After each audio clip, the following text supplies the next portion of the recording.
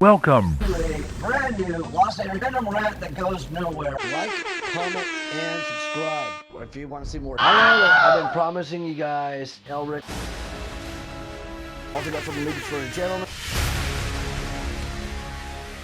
Hitchhiker's Guide by DC Comics. The celebrated best-selling novel, The Hitchhiker's Guide to the Galaxy. What is this thing? It's the guide. It's got everything you need to know to survive in the universe.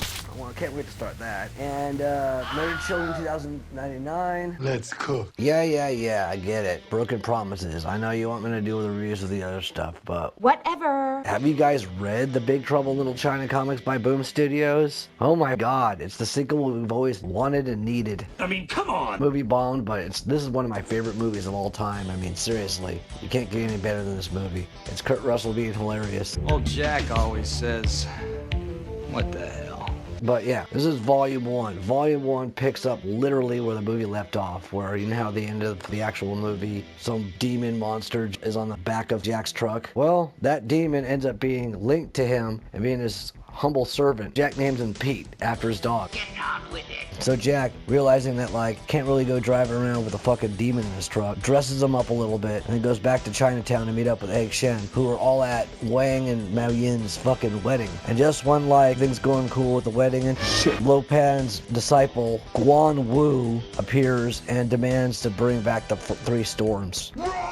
He abducts Wang and demands that Jack and Egg Shen go to the Hell of the Seven-Faced Widow. And Jack being the cocky pricks all, I'm down to do that. So then they go to the parallel dimension to magic, to Hell of the Seven-Faced Widow to search for it. The jar is holding the three storms. And you remember the three storms. We want to go.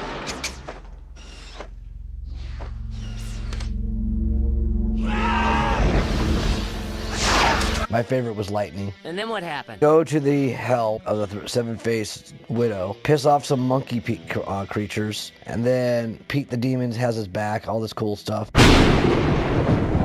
But oh yeah, another thing that's really funny about this comic, off topic but on topic, every time Jack goes into a flashback of one of the many wives he's married. Like his first wife was some fat chick who he thought he knocked up, so it was a shotgun wedding, and he realized it was a hoax. And then the next one was a vampire chick, and then he talks about his first wife, and it tells you the story about why he never kisses somebody goodbye, because it's actually the most tragic. Get on with it. Yes, get on with it. They meet up with the Seven-Faced Widow, and it's just comedy gold. You gotta read it. I'm not gonna go into detail about it, because Jack is hilarious in this entire series. And then the volume ends with them bringing the jars to Guan Wu, and the three storms as well as Lo Pan are released. And that's the end of Volume 1.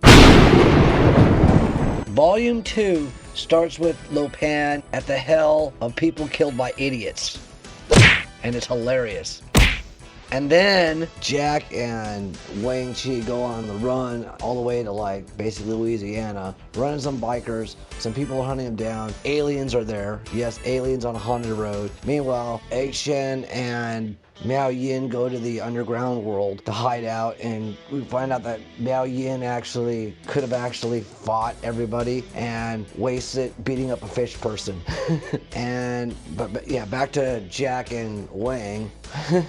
Crazy shit happens. Basically, he has to fight the leader of the Lords of Death. You know, same people kidnapped Miao Yin in the movie. And Jack wins by luck. He's now the leader of the Lords of Death. And then, of course, kind of a repeat of the movie, because somehow the Seven-Faced Widow captures Egg Shen and Miao Yin. And, of course, Miao Yin ends up marrying Lo Pan. And big old fight happens. And, of course, the Lords of Death and the Chang Saints fight the bad guys. Good guys win, but Jack dies at the end, and at the very end, Jack and Lo Pan are in hell. And that's all I got so far. I haven't read the other 4 volumes. Yes, there's only 6 volumes, and it's each 4 issues each. Yes, 25 issues altogether. So obviously the last one, the big giant one. But here's kind of a spoiler what to look forward to in the other volumes. As if sacrificing himself to end Lo Pan's reign wasn't enough, Jack Burton must now face his greatest challenge yet, the hell of no return. Luckily, Jack does have one companion in this eternity of endless torment, the very person he opted to get here, Lo Pan. When arch nemesis become forced allies, hell becomes the least of Jack's problems.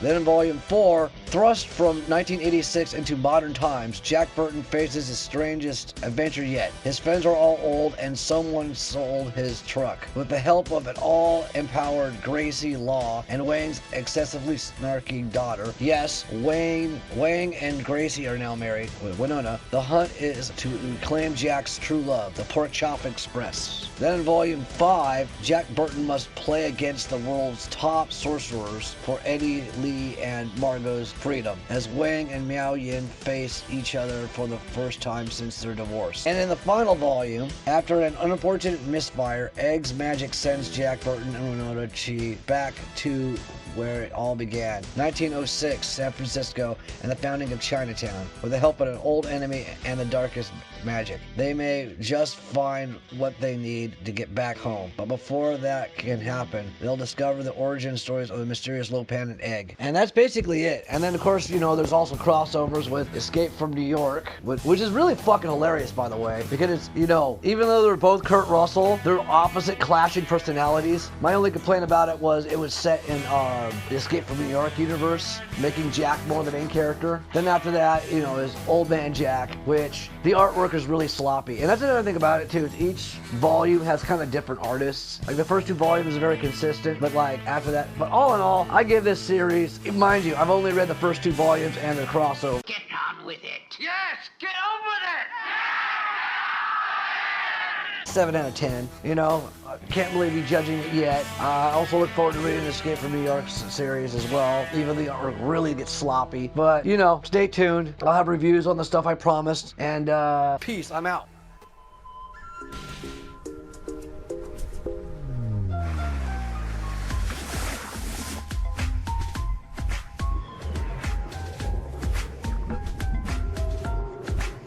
And I'm asking all you people, because we're living in a pandemic. Check out our Patreon, linked in the description, as you can tell, and support our cause. We don't get paid for this shit.